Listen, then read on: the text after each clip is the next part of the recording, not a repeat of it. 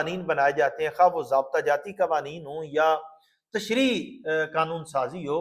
اس کے اندر ہمیشہ قرآن و سنت کو پیش نظر رکھا جاتا ہے۔ قرآن و سنت کی روشنی میں آگے جتنے قوانین بنائے جاتے ہیں نا، اس کے بیس جو ہے وہ آپ حضور سید عالم صلی اللہ تعالیٰ علیہ وسلم کی حدیث طیبہ ہے کہ حضور نے حضرت معاذ بن جبل والی حدیث طیبہ آپ نے کئی مرتبہ پہلے بھی پڑھی ہوگی، سنی ہوگی۔ اس کے اندر دو چیزیں جو سب سے پہلے حضرت معاذ بن جبل نے بیان فرمائی ہے، اللہ کے نبی نے اس کی تائید فرمائی ہے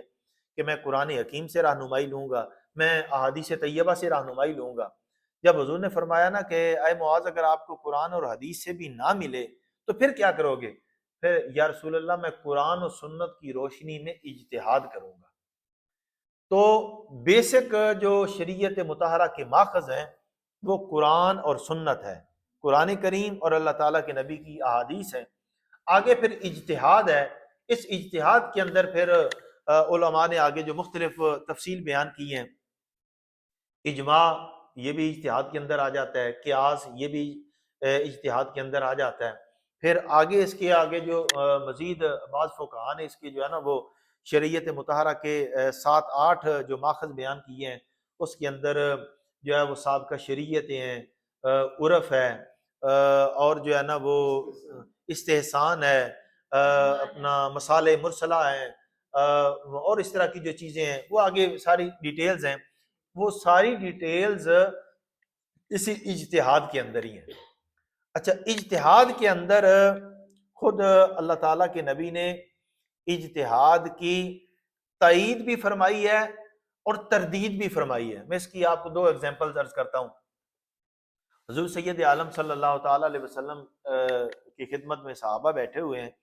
ایک صحابی رسول آیا، یا رسول اللہ میں سفر کے اوپر گیا تھا تو مجھے پیاس لگی، راستے میں وہ فلاں جگہ پہ جو کنواں ہے نا، میں وہاں جا کے رکا، اپنی سواری سے اترا، یا رسول اللہ میں نے دیکھا ادھر کوئی قلعہ، کوئی پتھر، کوئی درخت پاس نہیں تھا جہاں میں اپنی سواری کو باندھتا، تو یا رسول اللہ میں دور ایک درخت مجھے نظر آیا، میں نے اس کی شاخ جو ہے نا وہ اتاری، اس کا قلعہ بنایا اور وہاں میں نے قلعہ لگا دیا،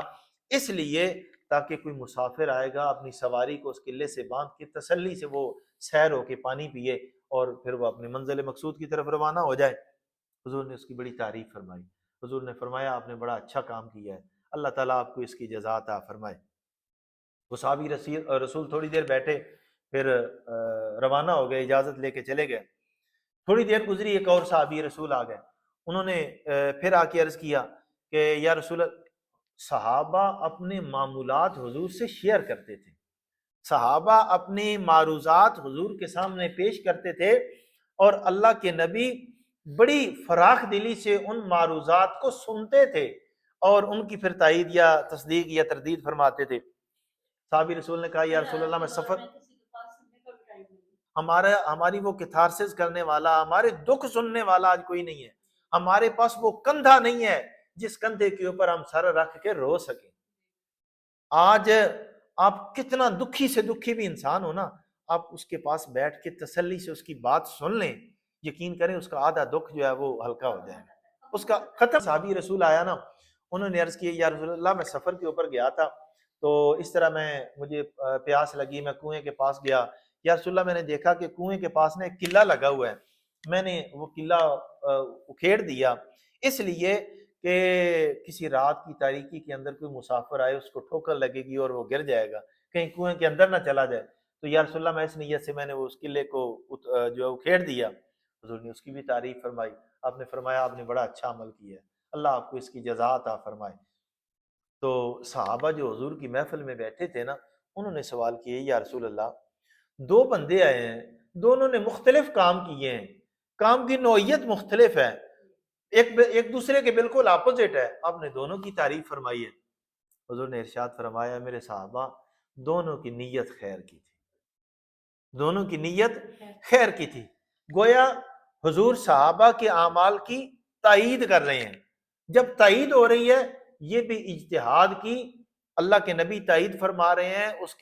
اس کو سرٹیفکیٹ دے رہے ہیں، گویا یہ آپ نے جو کام کیا یہ درست کیا ہے۔ تردید والی ایک بڑی خوبصورت روایت ہے، ایک غزوے کے بعد نا حضور صلی اللہ تعالیٰ علیہ وسلم اور صحابہ کرام بعد میں جنگ کے حالات ڈسکس کر رہے تھے، آپس میں جو ہے نا وہ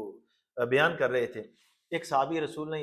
عرض کی یا رسول اللہ دوران جنگ نہ لڑتے ہوئے وہ جو فلاں مشرک ہے نا، یا رسول اللہ میرا اس کے ساتھ مقابلہ ہو رہا تھا،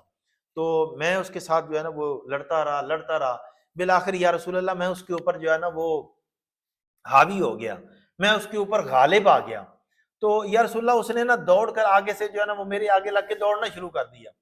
لیکن میں اس کے پیچھے بھاگ رہا تھا، بھاگتے بھاگتے یا رسول اللہ جب اس کو پتہ چلا نا کہ میرا کوئی چارہ کار نہیں ہے، میرے بچنے کی کوئی صورت نہیں ہے،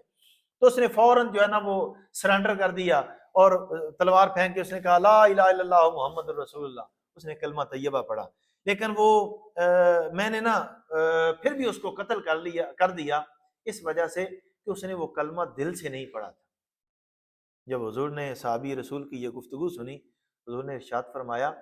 حل شککتا قلبہ، کیا آپ نے اس کے دل کو چیر کے دیکھا تھا کہ وہ کلمہ طیبہ دل سے پڑھ رہا ہے یا زبان سے پڑھ رہا ہے؟ گویا حضور صلی اللہ تعالی علیہ وسلم نے صحابی کے اس عمل کی تردید کی ہے، اس کو پسند نہیں فرمایا۔ سر یہی تو اجتہاد ہے، جب صحابہ کے عمل کی حضور تائید فرماتے ہیں تو گویا اس کو سرٹیفکیٹ مل جاتا ہے، اور جس کی رد فرماتے ہیں پھر حضور صلی اللہ تعالی علیہ وسلم نے اس مقتول کی دیت عطا کروائی تھی، اس مقتول کے ورثاء کو، کیونکہ یہ قتل خطا تھا، قتل عمد نہیں تھا، قتل خطا تھا، تو قتل خطا کے اندر جو مقتول